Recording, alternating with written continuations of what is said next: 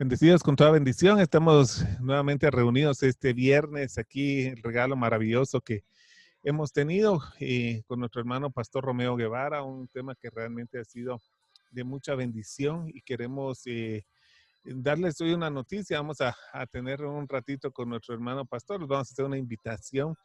Los temas que vamos a ver y que ustedes han estado escuchando, pues son temas de mucha edificación, son temas que a veces no son tratados desde un púlpito, pero de verdad que tienen toda una gran importancia y todos los que han estado escuchando este tema, me han manifestado que les ha hecho meditar y transformarse en su manera de pensar. Así que antes de darle la noticia, vamos a orar y vamos a pedirle a nuestro Señor que nos dé esa mente de discípulo. Padre, te damos gracias, Señor, por la vida de nuestro hermano Pastor Romeo Guevara. Gracias por el don, Señor, que tú has traído sobre su vida y que comparte con nosotros, Señor, ya por varios meses ahorita, Señor. Gracias, Señor, porque sabemos de que son muchas sus tareas, Señor, y toma esta más, Señor, como un regalo para nosotros y apreciamos realmente, Señor, el don que tú nos das a través de él. Recibimos, Padres, que va a ser utilizado para la expansión de tu reino y disponemos nuestro corazón y nuestra mente en el nombre de Jesús. Amén. Pues hermanos, bendecido hermano Romeo, ¿cómo estás? Pues bien, gracias. Pues terminando un mes, una semana y empezando otra semana y otro mes, quizás ya el domingo, ¿verdad? Sí, ya viene a pasos agigantados los meses y algunos ya están contando Navidad como 5 o 6 fines de semana y otras cosas. Oh, Sí, fíjate hermano que yo te agradezco mucho estos temas últimamente que hemos estado tratando, pues son temas que han edificado mucho a la iglesia y de verdad le han puesto a meditar. El de la semana pasada, se recordarán algunos que Lot dijo que entraran como tratando de pensar que hay una gran seguridad adentro, ¿verdad? Y como decía nuestro hermano pastor, y por qué un ángel no podía estar seguro afuera. Es más, Dios nos llama a ser sal y luz de la tierra, ¿verdad? Y ir por el mundo a predicar su evangelio.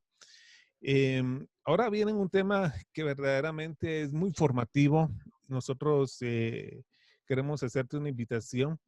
El próximo viernes sí va a haber reunión, pero la reunión va a ser por Zoom. Me está explicando nuestro hermano pastor, es porque él quiere que haya una interacción, que podamos hablar con él. Entonces, vamos a reunirnos por Zoom y luego vamos a grabar la reunión y la vamos a subir a YouTube, pero sería en un horario posterior, no sé, tal vez ese mismo día, pero 9, 10 de la noche, no sé, pero te invitamos a que participes y que verdaderamente tengas aquí, te conectes con nosotros, que participes de la reunión y que no lo esperes por YouTube, que es como tenemos acostumbrados el viernes hacerlo. Entonces va a ser por Zoom. El tema va a ser muy edificante, ya van a escuchar ustedes de qué se trata, pero queremos hacerte esta invitación desde ya para que el próximo viernes pues estés pendiente de la reunión que vamos a enviar vía Zoom, ¿verdad? Bendecido hermano, no sé si nos... 7 de la noche, ¿verdad? 7 de la noche, viernes A las 7 de 7. la noche. Ajá, el viernes 6 de Sí. noviembre a las 7 de la noche. No sé si quieres darles alguna explicación adicional, hermano. Sí. Bueno, el asunto es que hoy vamos a comenzar un tema que tiene que ver con Génesis 19 y la vida de Lot. Y es un tema bastante amplio. No lo voy a cubrir en una sesión, quizás serían 2 sesiones, y aún así creo que va a estar bastante cargadita las sesiones.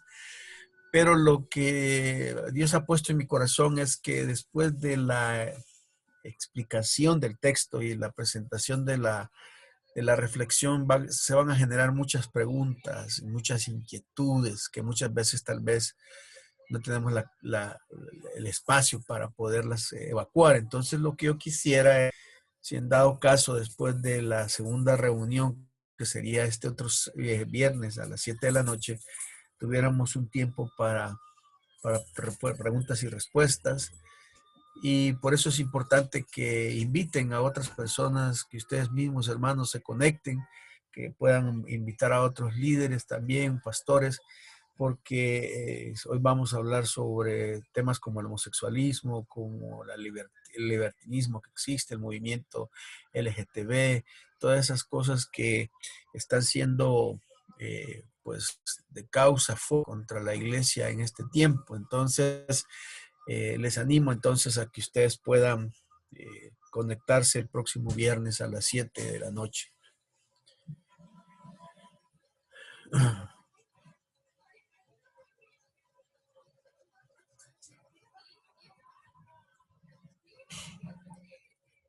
Entonces, empezamos, Juan Carlos.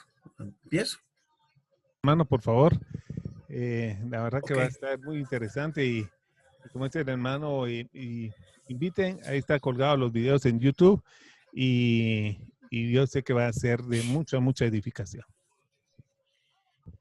Okay. Bueno, entonces vamos a interactuar hoy con la escritura nuevamente. Y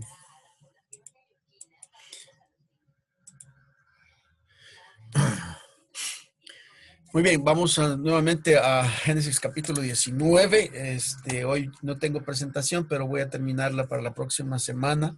Pero creo que va a ser importante los conceptos que vamos a desarrollar. Hoy vamos a leer el versículo 2, donde dice, perdón, el versículo 2, no, perdón, el versículo 3 dice, mas él porfió con ellos mucho, y fueron con él y entraron en su casa, y les hizo banquete y coció panes sin levadura, y comieron.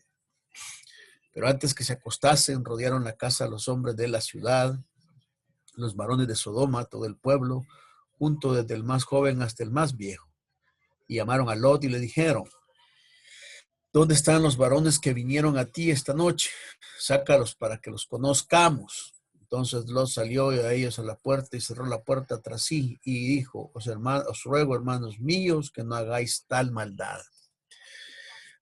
Estamos retomando la narrativa de Génesis 19 y hemos visto dos grandes desafíos. El primero tiene que ver con el dualismo, que es la mente fragmentada entre lo sagrado y lo secular, entre lo apartado y lo mundano, entre lo santo y lo pagano, y que hablábamos de que esa mentalidad es una mentalidad que daña mucho el pensamiento y la accionar del cristiano hoy en este tiempo. El segundo tiene que ver con el provincialismo, que hablamos sobre el hecho de que pensar reducir a Dios a ciertos sectores y hacer de Dios nuestro burbuja y encerrarnos para que estemos seguros con Dios, pero no permitir que nos expongamos a situaciones complicadas. Pero en esta tercera reflexión quiero que hablemos sobre el desafío del hedonismo ante la fe cristiana. Y una vez más vamos a utilizar los tres conceptos básicos para plantear la reflexión. Comenzamos primero con una visión textual del pasaje, luego haremos una aproximación textual y finalmente una aplicación espiritual. Así es que así nos vamos a enfrentar al reto de analizar este texto. Un escritor, la naturaleza ha colocado a la humanidad bajo el gobierno de dos soberanos maestros, el dolor y el placer. Y él dice que solo a ellos incumbe señalar lo que debemos hacer, así como determinar qué es lo que hacemos. Lo que incluye esta frase, hermanos y hermanas, es que el hombre desea ser tan feliz como le resulte posible y por tanto maximizar su propia felicidad. Y es que a la verdad casi nadie se cuestiona hoy el tremendo afán que invade a nuestra civilización occidental para conseguir gozar de los placeres de los sentidos, cultivar todo aquello que nos aporta un bienestar físico. Somos el hombre en busca del placer, el hombre en busca de la felicidad. Ahora quiero que veamos en primer lugar entonces la visión textual de la narración. La sociedad de Lot, por la manera en que es retratada por el escritor de John, era una sociedad que promovía esa búsqueda de placer. de un hedonismo agresivo. El hedonismo es una teoría o es un pensamiento que describe que la máxima felicidad de un hombre o de una persona es a través del placer. Mientras más placentero y más satisface algo, mejor es su conducta. La cultura de Lot había un hedonismo muy agresivo, desde el más básico hasta el más agresivo. Uno puede observar cómo la cultura del placer no solo está afuera en la calle, sino que ya está dentro de la familia del otro.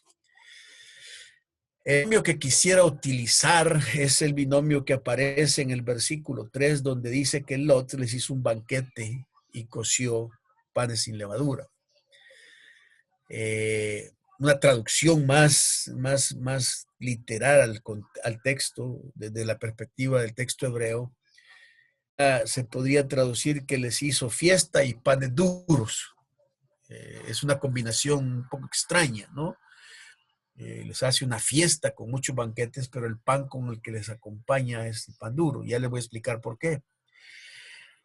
Si ponemos entonces en el concepto de la narración del texto, podemos observar los niveles del hedonismo. Ahorita quiero que nosotros nos enfoquemos en esos niveles.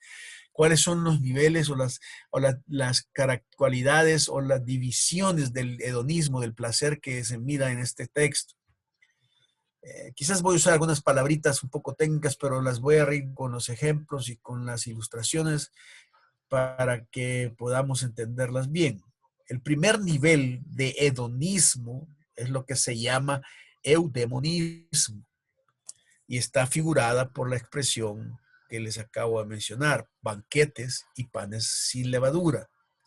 Para ponerlo en mejor traducción, fiesta y panes duros, ya que el papel de la levadura en la fabricación del pan es esencial para provocar que la masa aumente su tamaño y que se forme la estructura suave y esponjosa de la miga. Las preguntas que uno se hace es ¿por qué decide Lot usar esta combinación? ¿Es cultural? ¿Es religiosa? Pero probablemente tiene algún tipo de rasgo diferencial. Probablemente lo diferenciaba del resto de la creencia, de la manera en que se comía el pan en la sociedad de Sodoma. Sin embargo, lo que vemos aquí es que Lot desea satisfacer a sus amigos con un banquete o con una práctica de alegría placentera para que ellos se sientan bien dentro de la casa, pero a la vez trata de mantener una diferencia de la sociedad en la que vive. La pregunta es, ¿se puede participar de la fiesta y a la vez mantener la diferencia? El problema de Lot es que quiere mantener su diferencia con un rito externo. Y tal como lo veremos más adelante, no le sirvieron de nada los panes sin levadura, y en realidad el mundo del banquete predominó sobre su mundo de panes sin levadura. Así que hay una búsqueda de placer que se llama eudemonismo, y toca aquí dar una pequeña definición. El eudemonismo es una disciplina del campo de la ética cuyo término proviene del griego eudaimonía, que significa felicidad. El eudemonismo es la denominación que se asigna a una ética que postula que el bien buscado por naturaleza por el ser humano es la felicidad. Los eudemonistas dicen que el bien máximo de un ser humano es ser feliz. Y en la antigüedad clásica habían todo tipo de teorías éticas que compartían esta búsqueda, diferenciándose solo en cuanto a lo que cada uno de ellos entendía por felicidad, ya sea la paz interior, la rectitud moral, el placer, la sabiduría y la riqueza. Es obvio que la acción de Lot busca estar contento, celebrar y ser feliz, por lo menos durante una celebración. Lo que el texto refleja es que en un contexto de tanta maldad, Lot todavía puede por dentro estar pensando en celebrar y tener un tiempo de felicidad, un tiempo de alegría. Y en cierto sentido no está mal, pero el punto es que ese tipo de actitud no le da ninguna convicción para lo que se le viene encima y lo que se va a enfrentar. La segunda acción del hedonismo es lo que se llama el libertinismo. Es un movimiento cultural extendido en Francia en el siglo XVII, perdón, XVII, pero cuyo origen se remonta al siglo XIII, entre Francia, Alemania, Italia, cuando hacían referencia al espíritu libre. Este movimiento creía en una especie de panteísmo y la práctica de un tipo de libertad de las relaciones sexuales. Para los libertinos, la vida humana es estrictamente natural. Los instintos no pueden ser restringidos y no hay pecado si el hombre se comporta de acuerdo a la atracción natural del placer físico. La idea aquí entonces es que las personas que tienen esta tendencia de libertinismo buscan el placer sexual como la máxima expresión de su deseo y su antojo. En el texto nosotros podemos observar esta tendencia. Quiero plantear la idea con la expresión que se utiliza en el versículo 5. El versículo 5 al final dice, sácalos para que los conozcamos. El significado que le damos a la palabra conocer es muy distinta al significado que le da la Biblia. Conocer a alguien para los latinos es tener información acerca de alguien y con eso basta para decir que le conoces. Pero la palabra yada, que es conocer en hebreo, significa experimentar, tener un encuentro, significa intimidad.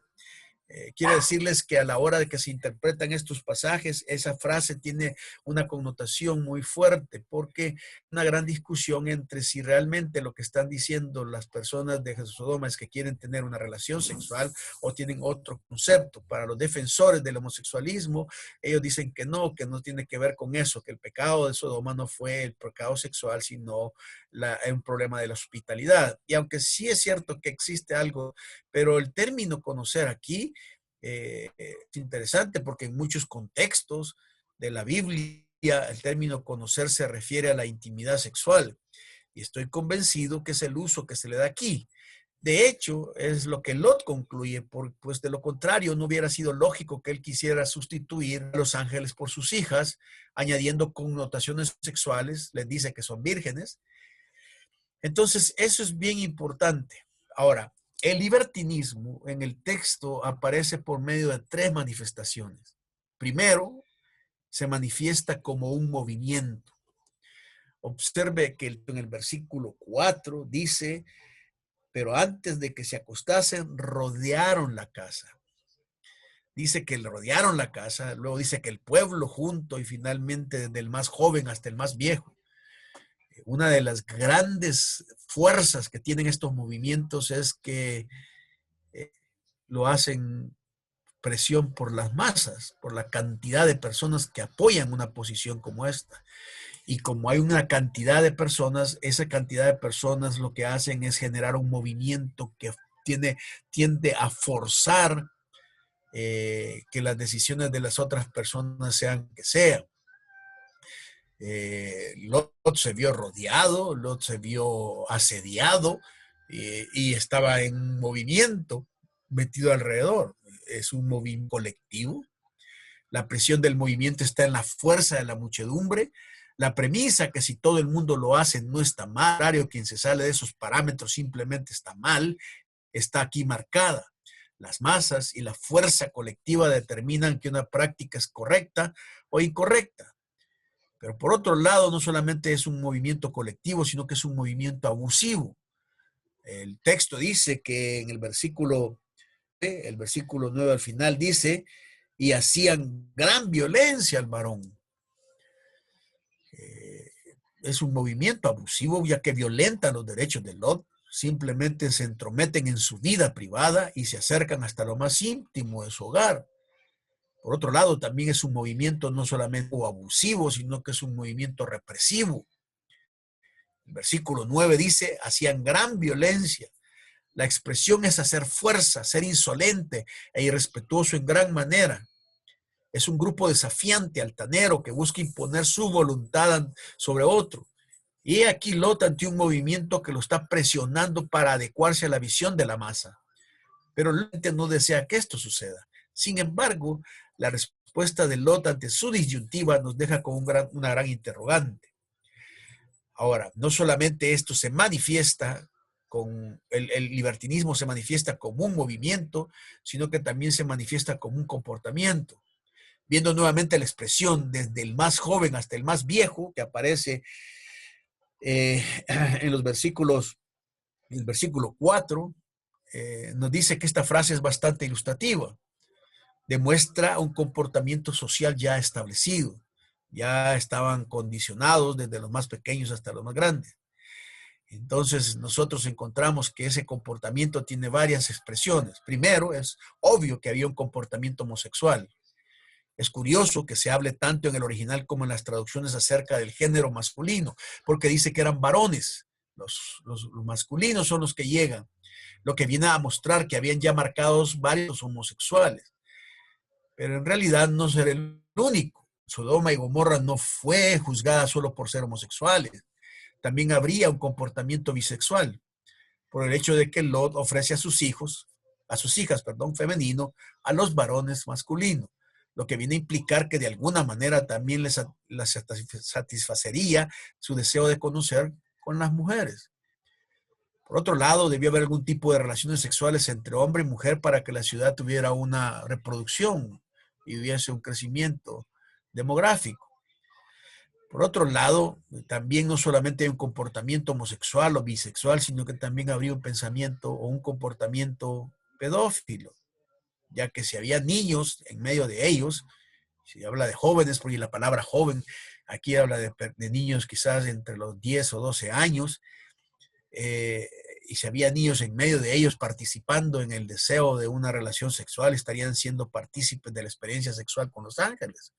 Habría gente menores de edad en ese contexto. Por último, habría un comportamiento pornográfico, porque ellos exhiben sus deseos sexuales con un espectáculo que es digno de verse. Se exhiben sin ninguna restricción sus pasiones frente a otros. Esta es la esencia de la pornografía. Finalmente, habría una mentalidad de orgía, orgiástica, en donde se puede participar colectivamente e intercambiar parejas sin ninguna reserva. Es importante entonces establecer que Sodoma y Gomorra no fue juzgada por el pecado de homosexualidad en sí, sino porque era una sociedad corrupta en todos los aspectos de la sexualidad. Entonces, hemos hablado de que el libertinismo se manifiesta como un movimiento, se manifiesta como un comportamiento, pero también se manifiesta como un enfrentamiento. El pasaje dice que hicieron gran violencia, y ya mencioné anteriormente lo que esta expresión significa. La cosa importante es que este movimiento en este movimiento uno no puede ser neutral, o participa o está en contra. La tan ansiada y conocida palabra como tolerancia no es compatible cuando la cosmovisión humana es enfrentada con la cosmovisión de Dios. No podremos dejar de enfrentarnos a este movimiento. Estamos en una batalla fuerte y agresiva, encubierta con muchas trampas que dejan a los que seguimos a Jesús en una posición muy difícil, pero no imposible. Otra de las manifestaciones del hedonismo no solo es el eudemonismo y el libertinismo, sino que está el tercer nivel, que es el utilitarismo. ¿De dónde procede el término utilitarismo? En este sentido, tenemos que dejar patente que se trata de una palabra que tiene su origen etimológico en el latín, y así podemos ver que se encuentra conformada por dos partes latinas, el vocablo utilitas, que puede traducirse como cualidad de útil, y el sufijo ismo, que equivale a doctrina. El utilitarismo es una doctrina filosófica que sitúa a la utilidad como principio de la ética. Es un sistema ético que determina la concepción moral en base al resultado final. ¿A qué me refiero con eso? Por ejemplo, si el eudemonismo, el placer, la felicidad era lo máximo de búsqueda, y en el libertinismo, el placer sexual es lo máximo, en esta tercera categoría, la gente es feliz por el uso de las cosas, por el resultado del uso de algo que te da. En este es el concepto de que si una cosa te es útil, entonces es buena. Si no te es útil, entonces no es buena. Y por eso se llama utilitarismo. ¿En dónde observamos este concepto en la narrativa de Génesis 19? Bueno, ustedes observan que las hijas de Lot son un elemento a ser utilizado para un fin específico. Los de Sodoma y Gomorra las podían utilizar para satisfacer los deseos sexuales. Lot las utilizaría para salir del problema. No importa, dice Lot, usen a mis hijas. Las ve como un objeto que pueden consumir, tanto él como los de la ciudad.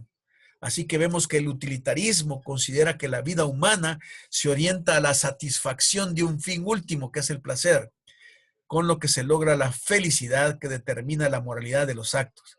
Evitar el dolor, lograr sentirse bien son las metas de la vida y todo lo que hacia ella orienta como resultado es ético. Una acción será calificada como justa según cuánta felicidad proporcione o cuánto daño o mal evite. Por ejemplo, la idea es que si yo soy feliz, si mi esposa me satisface, mientras no me satisfaga ya no soy feliz y por lo tanto pueda desecharla. El problema de la fe, que es una palabra retroactiva. A nosotros se nos enseña que la felicidad es algo que buscamos y que tenemos que encontrar. Pero la palabra felicidad dice todo lo contrario, porque la palabra está compuesta por felicity, que es feliz, o dar felicidad, o felicidad, y la terminación quiere decir que una persona es feliz cuando da, cuando aprende a dar. Y este concepto del utilitarismo lo tenemos muy metido en muchas cosas de las que hacemos nosotros los cristianos. Por ejemplo, nosotros los cristianos le decimos a una hija o a un hijo, mire, si usted se va a casar, busque a alguien que sea buena persona, que lo respete, que tenga valores, que trabaje, que le ayude, que le eche la mano. Y le metemos en la mentalidad a la gente que el matrimonio es un lugar donde alguien va a buscar algo y que le decimos que para ser feliz debe ir a buscar algo en la otra persona y si la encuentra entonces es feliz. Pero el problema es que la mayoría de veces no encontramos lo que buscamos en la otra persona y muchas veces nos desilusionamos, cuando en realidad la felicidad en el matrimonio no tiene que ver con ir a buscar algo para mí, sino con ir a dar algo para el otro. Por eso la felicidad implica eso y muchas personas no tienen ese tipo de pensamiento. Así es que hay un nivel de placer. Ahora, aquí quiero agregar una cosa importante. El placer por ser placer no es pecaminoso ni es malo, porque Dios nos hizo con el concepto de placer. El problema del placer es que nosotros lo enfocamos en el objeto equivocado.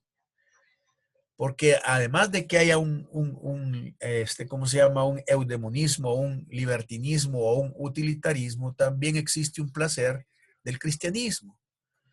Una cosa importante que debemos establecer es que el placer fue diseñado por Dios. El problema del placer en la actualidad es que está enfocado en el objeto equivocado. C.S. Lewis decía, si encuentro dentro de mí un deseo que ninguna experiencia en este mundo puede satisfacer, la explicación más probable es que fui hecho para otro mundo. Interesante declaración de C.S. Lewis. Si encuentro dentro de mí un deseo que ninguna experiencia en este mundo puede satisfacer, la explicación más probable es que fui hecho para otro mundo. Y eso es cierto, los cristianos fuimos hechos para otro mundo y encontramos el placer en otras perspectivas. Así que podemos tener un placer cristiano genuino. La verdad es que Dios es más glorificado en nosotros cuando estamos más satisfechos en Él. Fuimos creados, fuimos hechos para ser satisfechos en Dios y al vivir así, atesorándolo, vivimos y morimos para su gloria. Si hemos de vivir para la gloria de Dios, entonces Él debe ser nuestro mayor deleite. Por naturaleza adoramos aquello en lo que más nos deleitamos. Por ejemplo, cuando usted prueba un helado delicioso, no puede evitar decir qué rico helado, qué buen helado, porque la alabanza genuina es fruto del deleite. Y así debería ser, del deleite genuino. Cuanto mayor es el deleite en Dios, más intensa es la alabanza. Por eso, la meta del hedonismo cristiano es encontrar más placer en el solo y único Dios, evitando así el pecado de la codicia, que es idolatría. El hedonismo cristiano no convierte en un Dios al placer. Dice que ya has hecho a un Dios de aquello en lo que más te deleitas. Por tanto, lo que el hedonista cristiano busca no es el gozo en sí, sino el gozo en el Señor. Y es por eso que el deleite en Dios no debe ser una nota al pie de la página en la vida cristiana. Buscar nuestro gozo en Dios es un mandato bíblico y al mismo tiempo es lo que más necesitamos. Entonces quiero decir de buscar un genuino deleite en Dios para que podamos llenar todos los vacíos de los placeres que buscamos afuera y aparte de Dios. Y lo interesante del caso es que hay mucha gente que se puede deleitar en otras cosas menos en Dios. Y los hijos de Dios debemos aprender a tener placer en Dios, en lo que hemos encontrado de Dios y lo que nos ha permitido. Esa es la visión entonces textual. Ahora, en segundo lugar, quiero que veamos la visión contextual de la narración. El cultivo de los sentidos y la permanente búsqueda de sensaciones son la consecuencia de un bienestar material más que de una evolución mental. Por ello es que a pesar de esta nueva dimensión del ser humano, no es verdad esté más feliz que lo fue de ser antes. O al menos las personas no se sienten más felices para cultivar más placeres. El placer es un mecanismo por el cual damos curso a múltiples necesidades que nuestro organismo demanda para mantenernos en plena forma. El placer viene a ser reclamo que utiliza para conseguir aquello que le falta. Por ejemplo, hermanos y hermanas, ustedes podrán saber que el alimento es placentero cuando se padece la necesidad de consumirlo para saciar el hambre. La idea es cuando tengo hambre y como, siento placer al comer porque estoy satisfaciendo una necesidad. Comer es un placer, en su consecución última es saciar el hambre y cumplir con una necesidad puramente biológica. Sin embargo, es bien interesante que cuando estamos hartos de comer el placer, cuando estamos hartos de comer, el placer por la comida desaparece y dejamos de interesarnos por ella. Y saben, hermanos, es lo que pasa con así pasa con todos los placeres. Cuando la causa que deja de existir, el placer por conseguir el estado de satisfacción deja de ejercer su acción en nuestro cerebro. Y así que podemos concluir que una vez que pasa la necesidad, el placer desaparece. Por eso ustedes podrán ver que una persona puede tener una relación sexual cuando en el momento de la excitación y el momento del encuentro él busca una satisfacción cerebral y hormonal, pero una vez que ha satisfecho esa necesidad es cuando realmente viene a repensar otra vez y las personas dicen, ¿qué hice? ¿Por qué lo hice? Porque ya una vez que ha pasado la satisfacción de las necesidades, el placer desaparece hasta que vuelve a venir otra vez esa necesidad. Por eso es tan peligroso dejar que el placer sea nuestro objetivo en nuestras vidas. Ahora veamos entonces con respecto al eudemonismo de Lot, ¿qué implicaciones tiene para nosotros hoy? En el caso de Lot, el deseo del placer y la satisfacción partía de una combinación o una mezcla. Para Lot, su placer y felicidad era una mezcla de fiesta y pan duro. Es querer tener algo de ambos mundos. Algunos llaman a esto tener un equilibrio. Yo he escuchado personas que dicen, no, hombre, mira, sí es cierto que hay que seguir a Dios, pero tampoco tan extremo. Hay que tener un equilibrio entre lo que es Dios y todas las cosas, pero también cosas del mundo y todo. No podemos aislarnos de este mundo. Pero en realidad lo que están haciendo no es equilibrar, lo que están haciendo es diluir. Pensemos un momento en el término equilibrio. Dice una definición de equilibrio, es el estado de inmovilidad de un cuerpo sometido a dos o más fuerzas de la misma intensidad que actúan en sentido opuesto, por lo que se contrarrestan o se anulan. Quiere decir que uno no puede llegar a tener un equilibrio, porque las dos fuerzas se contradicen y se anulan. En cambio, diluir es hacer que un cuerpo o una sustancia, al mezclarse con otra, se deshaga hasta que sus partículas queden incorporadas a dicho líquido. Quiere decir entonces que cuando nosotros nos enfrentamos con ambos mundos y queremos tener un equilibrio, lo que estamos haciendo es que de alguna manera nos gana el que es más fuerte y el más poderoso y nos diluimos. Y por lo general, ustedes deberán saber que las personas es más fácil aprender a hacer lo malo que hacer lo bueno. De hecho, el concepto de santidad es bien interesante según Malaquías, porque, por ejemplo, la santidad no se pasa por contagio, por contacto. Usted no puede ser santo por contacto. Es decir, usted no se hace santo porque entró al templo, no se hace santo porque tiene un crucifijo, no se hace santo porque su carro tiene un sticker. Usted no puede, por ejemplo, usted va, se baña y está limpio y pasa a la par de otra persona y la topa y la roza con su ropa, usted no le pasa limpieza a esa persona. No se puede pasar. En cambio, la suciedad sí. La suciedad sí es contagiosa, porque basta que usted esté limpio y pase a la par de una persona sucia para que inmediatamente se ensucie. Y eso es lo que viene a pasar. Por eso las personas que dicen que se vinculan con personas no cristianas en el matrimonio, que dicen, no, que yo lo voy a llevar a la iglesia, que él va a ser buena gente y todo. Al final terminamos ensuciándonos, porque terminamos nos diluyendo, porque queremos las cosas de ambos mundos. En la vida espiritual, encontramos muchas personas que quieren equilibrar su vida espiritual con su vida social, por ejemplo. Por un lado, quieren tener una vida religiosa adecuada, pero conviviendo con aspectos mundanos, disfrutar de ambos mundos. Una persona, por ejemplo, puede simplemente tener una fiesta de dedicación a Dios, pero incluir bebidas alcohólicas, porque quiere tener banquete y pan duro. Eh, hacemos, hacemos todo el tipo de ritos con las bodas cristianas o los 15 años y mezclamos lo distintivo de la celebración con las del mundo. ¿Y qué decir a que los formularios de pago de impuestos, que le pongo un versículo bíblico, pero miento en esos formularios? Tenemos el pan duro con banquete, con fiesta. Pero lo que ocurre en nosotros, que es más acercarnos a Dios sin darnos cuenta, que es decir, lo que ocurre en nosotros, que más que acercarnos a Dios sin darnos cuenta, nos produce una frialdad espiritual.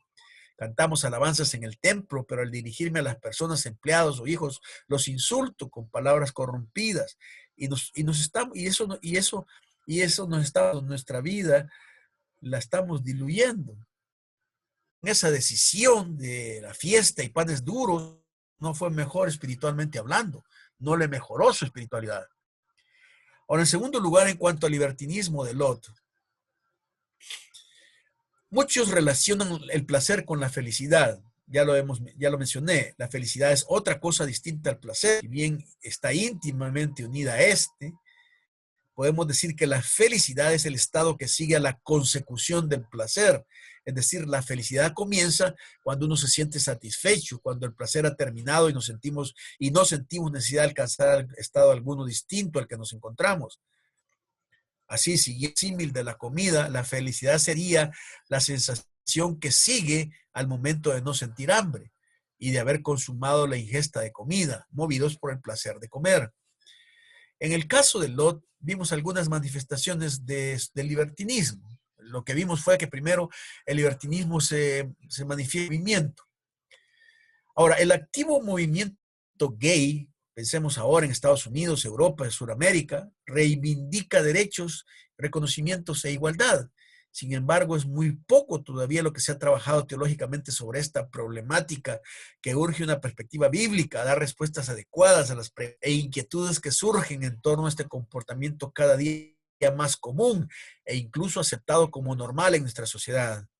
A todo esto se suma la necesaria atención pastoral y apoyo eclesial a las personas que viven esta realidad como postura sexual de vida. Como vemos, el tema es muy extenso y hay muchos puntos para el estudio científico, pero me parece que hay uno que está en la base para toda reflexión teológica, moral, sería el estudio de lo que dice la Sagrada Escritura sobre esta problemática. El posicionamiento de la iglesia, hermanos, en general ha sido muy negativo en la elaboración de este tipo de postura o comportamiento sexual.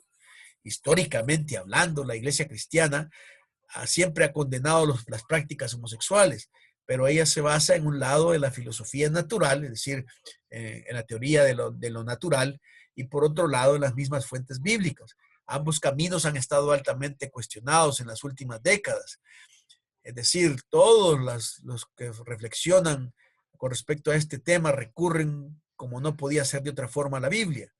Sus resultados, sin embargo, son bastante diversos. Este es el verdadero caballo de batalla. Para unos, la reprobación moral de la homosexualidad no es discutible si queremos ser fieles al dato revelado. Por otro lado, los testimonios bíblicos del Antiguo y del Nuevo Testamento bien leídos no son definitivos y en consecuencia el tema sigue abierto. El problema de fondo que pende en las reflexiones espirituales es en definitiva el siguiente. Por ejemplo, si la referencia bíblica nosotros la diluimos, entonces la práctica pastoral se modifica. Es decir, si nosotros aguadamos los conceptos bíblicos, la manera en que atendemos a las personas en la iglesia va a cambiar, vamos a ser muy abiertos, muy receptivos. En cambio, si Si la cobertura bíblica no es negociable, el tratamiento pastoral tiene sus límites. Y aquí es donde nosotros, como cristianos y como iglesia, tenemos que plantear o plantar una actitud básica, es decir, una actitud de batalla. Ahora, una de las cosas importantes, si somos honestos, una cosa interesante es que llama la atención la ausencia de cualquier referencia a la homosexualidad en los evangelios. A pesar de que las claras condenaciones a esta práctica en la literatura rabínica hacen suponer que era una práctica conocida.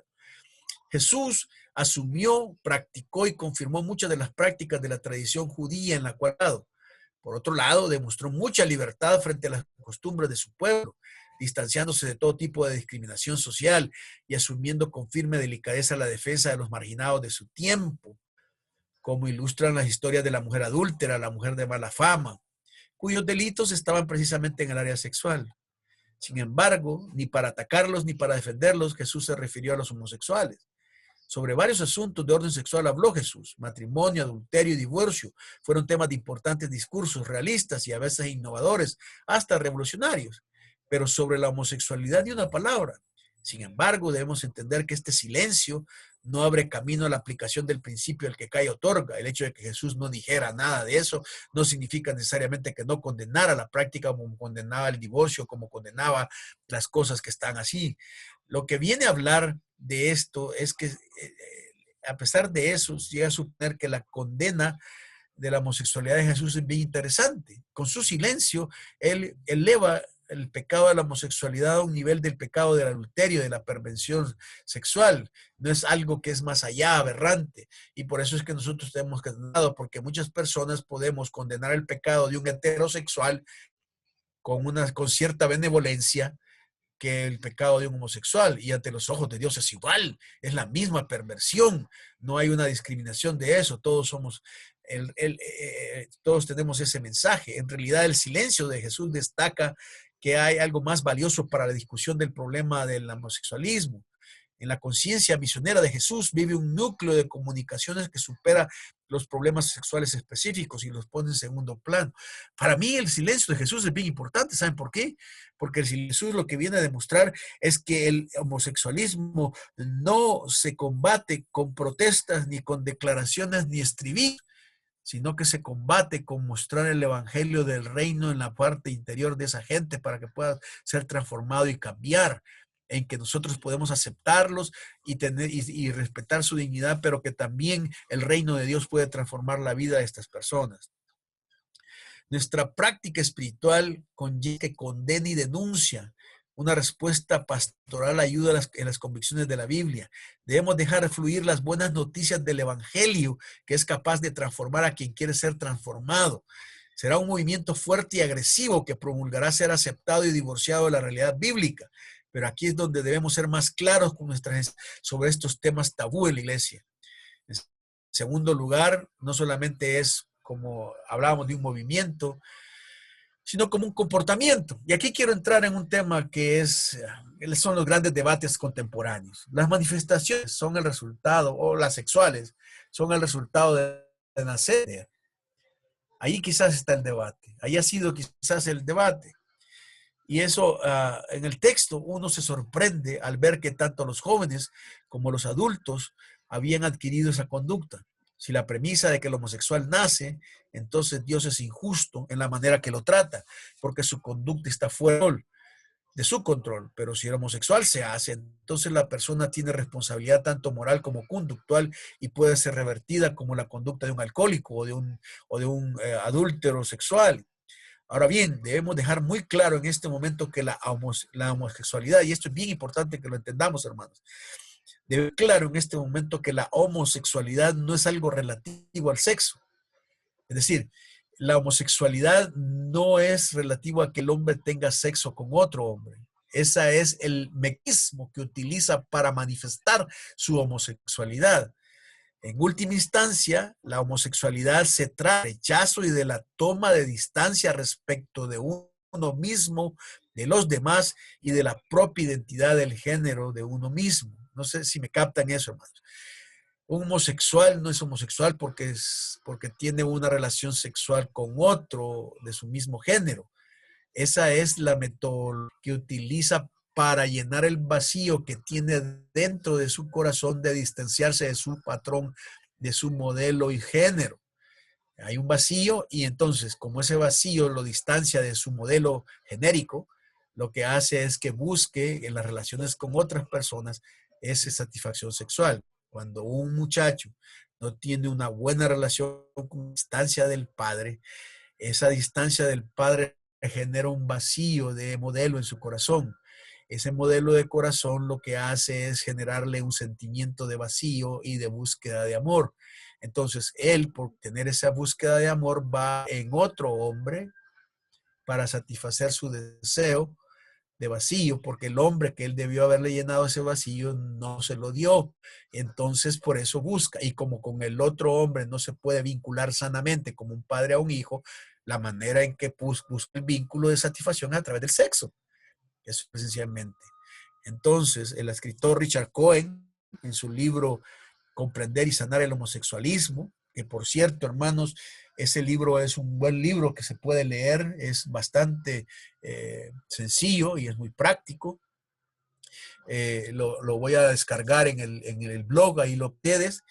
Este escritor Richard Cohen en su libro Comprender y sanar el homosexualismo establece, después de una investigación, primero experimental, porque él fue homosexual; segundo, emocional, porque él vio todas las heridas emocionales que tuvo; y tercero, espiritual, porque tiene ciertas premisas importantes con respecto al espiritual.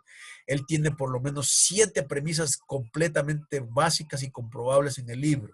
La primera premisa que él pone es que, primero, nadie nace con una orientación homosexual. Es decir, no existen datos científicos que indiquen una base genética para las atracciones del propio sexo. No existe.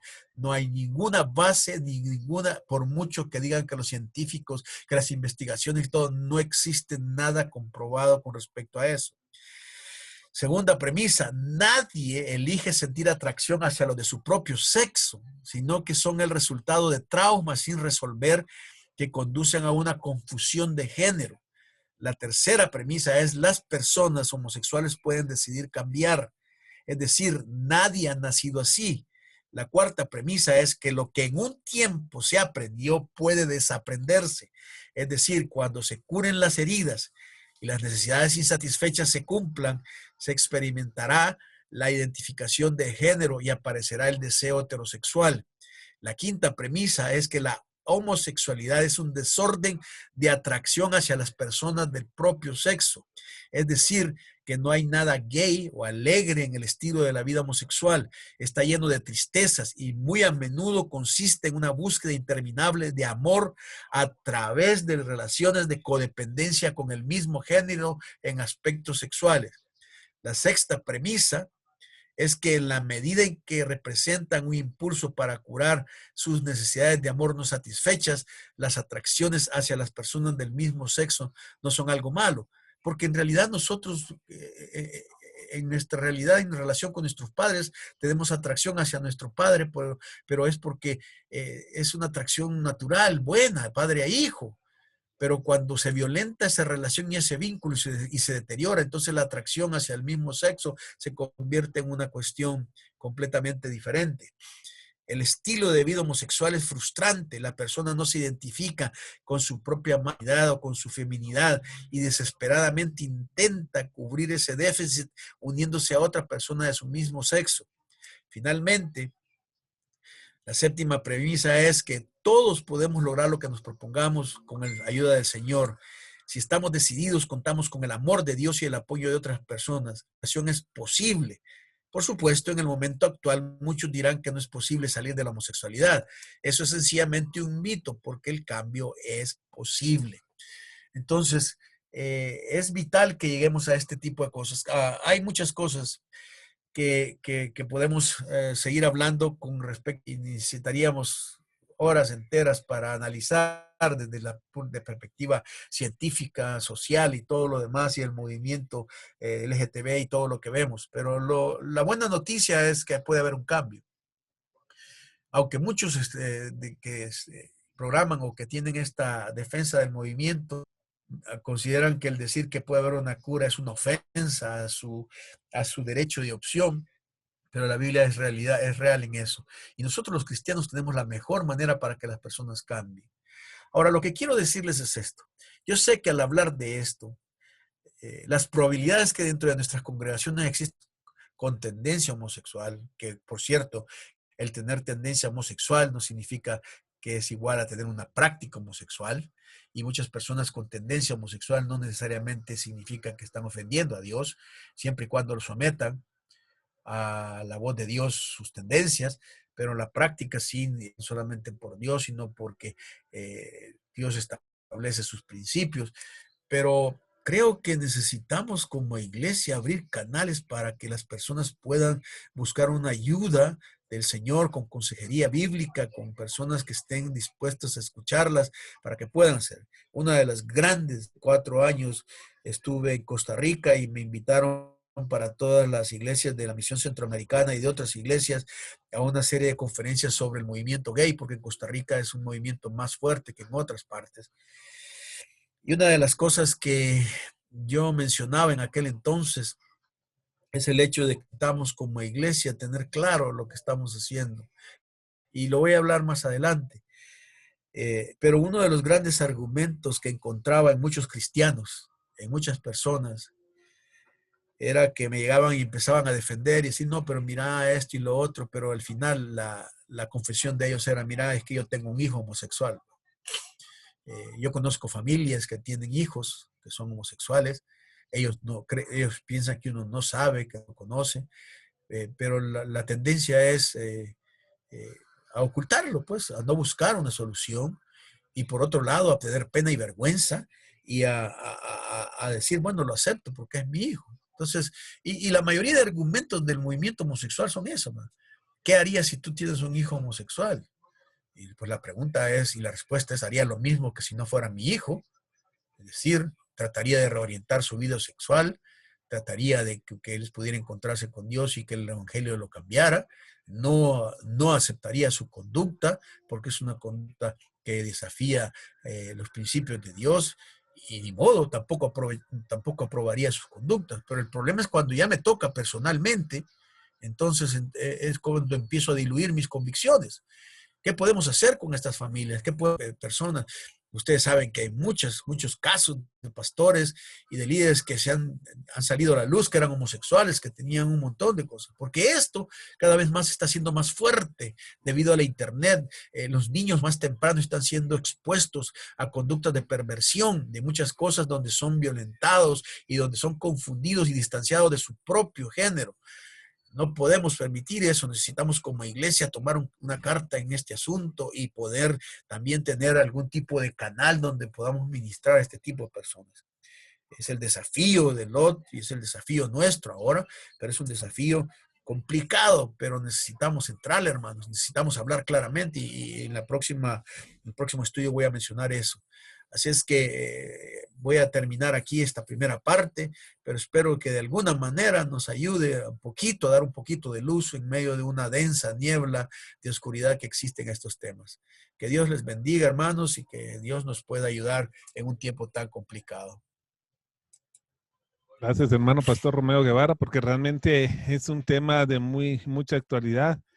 Em, hay varias cosas que yo los quiero invitar a la próxima reunión, porque una de las últimas partes que decía nuestro hermano Romeo, yo conozco jóvenes creyentes cristianos, conocedores de la palabra y la importancia de la palabra, pero tuvieron un amigo homosexual que les pareció genial, buena gente, y entonces cambian todo su sistema de convicciones por cariño o afecto a este amigo. O sea, eh, porque sienten que no pueden reorientarlos, ayudarlos o todo. Entonces, es más fácil cambiar sus propias convicciones y lo que piensa de la palabra y adaptarlo a esto.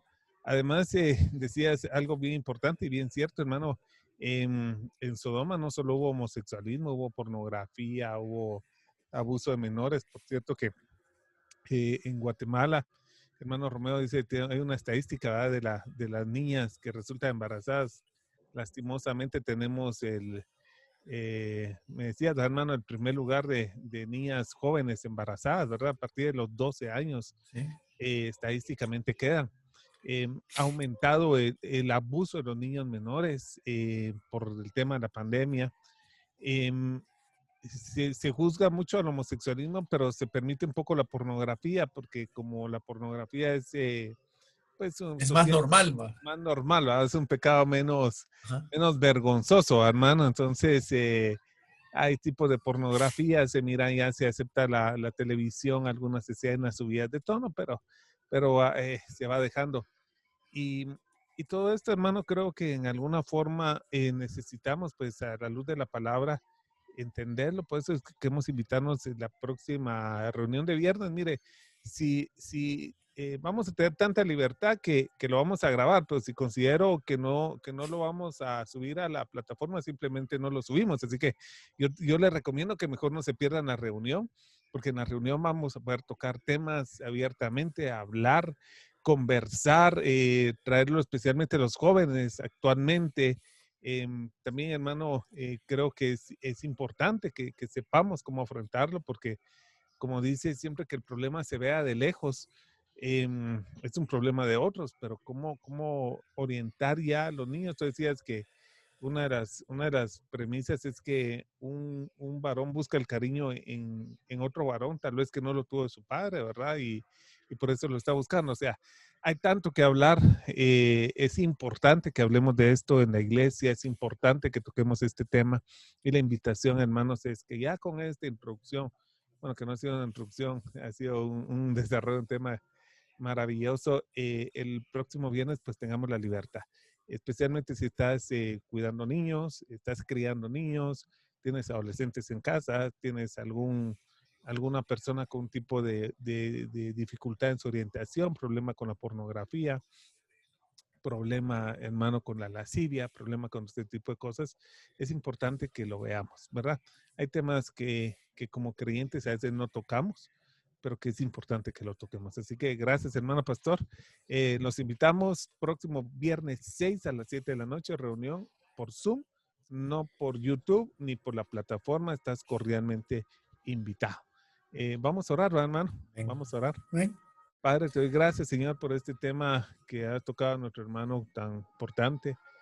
Te pedimos, Señor Espíritu Santo, que nos dirijas a toda verdad, que no cambiemos nuestros principios, Señor, nuestros valores, y que a través de esta sincera plática que podamos tener, Señor, podamos realmente tomar una vida activa, Señor, no solamente para nosotros, sino para otros, Señor. Oramos, Señor, gracias por la palabra que quede hoy guardada en el corazón, en el nombre de Jesús. Amén. Pues gracias, hermano, bendecido con toda bendición. Nos esperamos reunión Zoom próximo jueves 6 de noviembre, 7 de la noche. Bendecidos con toda bendición. Amén, ahí los esperamos. Hasta luego.